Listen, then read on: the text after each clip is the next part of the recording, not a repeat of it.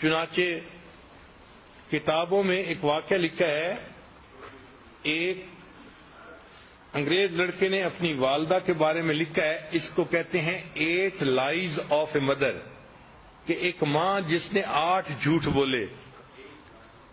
تو وہ لڑکا کہتا ہے کہ میرا والد بہت غریب تھا، وہ فوت ہو گیا تو میں اپنی مدر کے پاس رہنے لگا. اب مدر کا کوئی ذریعہ آمدنی نہیں تھا، تو ہمارے گھر میں کھانا جو پکتا تھا وہ بھی بہت تھوڑا ہوتا تھا، اور ہمیں بھوک لگی ہوتی تھی. اور جب کھانا پکتا تھا تو والدہ میری پلیٹ میں میرا حصہ ڈالتی اور اپنی پلیٹ میں اپنے لیے کھانا ڈالتی. پھر کھانے کے دوران جب میں اپنا کھانا ختم کرنے لگتا تو ماں محسوس کرتی کہ مجھے اور کھانے کی ضرورت ہے، تو وہ اپنی پلیٹ میں سے رائس میری پلیٹ میں ڈال دیتی تھی اور کہتی تھی کہ eat this rice son, I am not hungry, کہ بیٹے تم یہ چاول کھا لو، مجھے اتنی بھوک نہیں ہے. وہ بچہ کہتا ہے کہ بعد میں بڑے ہو کے مجھے پتا چلا کہ میری ماں اس وقت جھوٹ بول رہی ہوتی تھی. بھوک اس کو بھی ہوتی تھی، لیکن وہ مجھے تسلی دینے کے لیے کہتی تھی کہ بچے تم کھا لو، مجھے بھوک نہیں لگی ہوئی. یہ میری ماں کا پہلا جھوٹ تھا. وہ کہتے ہیں کہ پھر چونکہ ہمیں کھانے میں کوئی اچھی نیوٹریشن نہیں ملتی تھی، تو جب ویکینڈ آتا تھا تو میری والدہ مجھے قریب میں ایک ریور تھا وہاں لے جاتی تھی، اور وہاں پہ ہم فشنگ کرتے تھے تاکہ اگر ہمیں کوئی فش مل جائے تو ہم اس فش کو گھر میں پکائیں اور کوالٹی فوڈ مل جائے. وہ کہتے ہیں کہ ایک دن میں نے 2 فشز پکڑی، ان کو لے کے جب گھر آئے تو میری والدہ نے ان کو کوک کیا اور مجھے کھانے کے لیے دونوں دے دیں.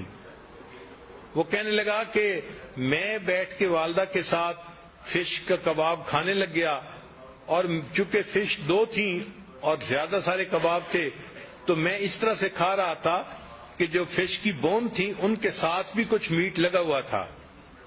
تو میں کھا کے رکھتا جا رہا تھا، میری والدہ آ کے میرے پاس بیٹھ گئیں اور اس نے وہ جو بونز تھی وہ اٹھا کے ان کے ساتھ جو میٹ تھا وہ کھانا شروع کر دیا. تو کہنے لگا کہ میں نے فیل کیا کہ والدہ بھی کباب کھانا چاہتی ہیں. تو میں نے کہا امی کو کہ امی آپ بھی کباب کھا لو. تو میری ماں نے کہا کہ نہیں بیٹا، fish eat this fish son because I don't like it. میں فش کھانا اتنا پسند نہیں کرتی، تم فش کا کباب کھا لو. اور یہ میری ماں کا دوسرا جھوٹ تھا. حالانکہ فش اسے پسند تھی اور وہ بچے ہوئے اس کی جو ہے نا میٹ کو بون سے کھا رہی تھی. پھر وہ کہتے ہیں کہ میں بڑا ہوا، اسکول گیا. پھر ایک دن آیا کہ میری والدہ مجھے امتحان کے لیے لے کر گئی. میں کمرے کے اندر امتحان دینے میں مصروف تھا، گرمی تھی اور میری والدہ باہر بیٹھی ہوئی تھی. باہر میری والدہ نے میرے لیے ایک کولڈ ڈرنک جو ہے نا گلاس میں ارینج کیا. چنانچہ جب چھٹی کا ٹائم ہوا میں باہر نکلا تو میری والدہ نے مجھے وہ ٹھنڈا گلاس شربت کا پیش کیا. تو میں نے اسے کہا کہ امی آپ پی لو. تو وہ مجھے کہنے لگی کہ بیٹے مجھے پیاس نہیں لگی ہوئی، تم پی لو. تو والدہ نے وہ سارا کا سارا جوس مجھے پلا دیا اور خود کچھ نہیں پیا. یہ میری والدہ کا تیسرا جھوٹ تھا. پھر کہتے ہیں کہ جب میں ذرا بڑا ہوا تو میرے اسکول کے ایکسپینسز بھی تھے، تو اب والدہ کو کوئی نہ کوئی کام کرنا تھا. تو والدہ نے کیا کیا کہ قریب میں ایک میچ فیکٹری تھی، تو وہاں سے خالی ڈبے لے کے آتی تھی اور گھر میں رات کو بیٹھ کے ان کے اندر میچز کو بھرا کرتی تھی. چنانچہ ایک رات میں نے دیکھا کہ والدہ ساری رات جو ہے وہ بیٹھ کے کام کرتی رہی کہ تاکہ اس سے کچھ پیسہ ملے اور میرا خرچہ چلے.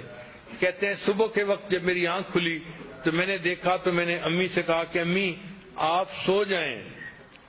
تو ماں نے مجھے دیکھ کے کہا کہ go to sleep my dear son, I am not tired, کہ بیٹے تم سو جاؤ، میں ابھی تھکی ہوئی نہیں ہوں. یہ میری والدہ کا 5واں جھوٹ تھا. حالانکہ وہ تھکی ہوئی تھی لیکن مجھے اس نے کہا کہ میں تھکی ہوئی نہیں ہوں، تم سو جاؤ. پھر وہ کہتا ہے کہ میں نے اسکول میں اچھی پرفارمنس دکھائی، اس کے اوپر مجھے اسکالرشپ مل گیا اور مجھے امریکہ کی ایک بہترین یونیورسٹی میں داخلہ مل گیا. تو میں اپنے گھر سے امریکہ شفٹ ہو گیا. وہ کہتے ہیں کہ جب میں پڑھنے کے لیے وہاں چلا گیا تو فون پہ میری والدہ مجھے کہتی رہتی اپنا خیال رکھنا، اپنی پڑھائی کا خیال رکھنا، یہ کرنا وہ کرنا۔ وہ کہتے ہیں کہ پڑھنے کے بعد پھر مجھے ایک جاب مل گئی تو میں نے ایک گھر بھی کرائے پہ لے لیا اور اس کے بعد پھر میں نے شادی کا بھی پروگرام بنا لیا، حتیٰ کہ میری شادی ہو گئی۔ تو میں نے اپنی والدہ کو بتایا تو والدہ نے کہا کہ بیٹا تم اپنی بیوی کو خوش رکھنا اور اپنے گھر میں خوشی سے زندگی گزارنا۔ میں نے والدہ سے کہا کہ امی آپ یہاں آ جائیں، ہم میاں بیوی اکیلے ہیں، آپ ہمارے پاس آ کر رہیں، ہمیں آپ کی جو ہے وہ کمپنی بھی مل جائے گی اور میں آپ کے لیے اداس بھی ہوں۔ تو میری والدہ نے مجھے کہا کہ نہیں بیٹا، مجھے تو جو بڑے گھر ہوتے ہیں ان میں رہنا اچھا نہیں لگتا، میں اپنے اسی چھوٹے سے کرائے کے گھر میں زیادہ بہتر ہوں۔ یہ میری والدہ کا 7واں جھوٹ تھا جو اس نے میرے ساتھ بولا۔ پھر میرے پاس چونکہ پے اچھی تھی تو میں چاہتا تھا کہ اپنی والدہ کو ہر مہینے کچھ نہ کچھ پیسے دے دیا کروں۔ تو میں نے ایک مرتبہ کچھ پیسے اپنی والدہ کو بھجوائے تو میری والدہ نے وہ پیسے مجھے واپس بھجوا دیے۔ تو جب میں نے پوچھا کہ امی آپ نے پیسے واپس کیوں بھجوائے تو والدہ نے کہا کہ بیٹا میرے پاس انف منی تھی، مجھے اور پیسے کی ضرورت نہیں تھی۔ یہ میری والدہ کا جو ہے وہ 7واں جھوٹ تھا جو اس نے میرے سامنے بولا۔ پھر کچھ ایسے دن گزرے کہ والدہ نے فون میں مجھ سے رابطہ نہیں کیا تو میں بھی پریشان تھا کہ 3-4 مہینے ہو گئے والدہ سے فون پہ کبھی تسلی سے بات نہیں ہوئی۔ کہنے لگے کہ پھر ایک دن ذرا میں نے جب زیادہ فون کیا تو مجھے پتا چلا کہ میری والدہ بیمار ہیں اور ہاسپٹلائز ہیں۔ وہ کہتے جب مجھے یہ پتا چلا تو میں ٹکٹ بنوا کے فوراً اپنے گھر آ گیا۔ میں ہاسپٹل گیا، میں نے جب اپنی والدہ کو دیکھا تو میری والدہ بالکل ہڈیوں کا ڈھانچہ بن گئی تھی، اس نے بہت سارا ویٹ لوز کر لیا تھا۔ اور جب میں وہاں وارڈ کے اندر داخل ہوا تو جو نرس تھی اس نے مجھے بتایا کہ تمہاری والدہ کینسر کی مریضہ ہے، اس کو چیسٹ میں کینسر ہے اور اس کو بہت پین ہوتی ہے، تو تم اپنی والدہ کا ذرا خیال رکھنا۔ تو اس نے مجھے یہ انفارمیشن دے دی تھی۔ چنانچہ جب میں نے والدہ کو دیکھا کہ وہ اتنی کمزور ہو گئی ہیں اور اتنا ویٹ لوز کر لیا ہے تو میری آنکھوں میں سے آنسو آ گئے، میں نے رونا شروع کر دیا۔ تو والدہ نے مجھے روتے دیکھ کر کہا کہ بیٹے don't cry, I am not in pain, کہ بیٹے تم رو نہیں، مجھے کوئی درد محسوس نہیں ہو رہی۔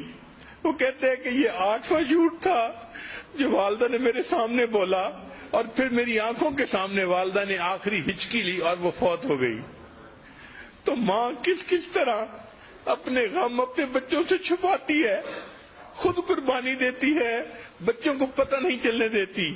یہ وہ محبت ہے جو اللہ نے ماں کے دل میں اولاد کی ڈال دی ہے۔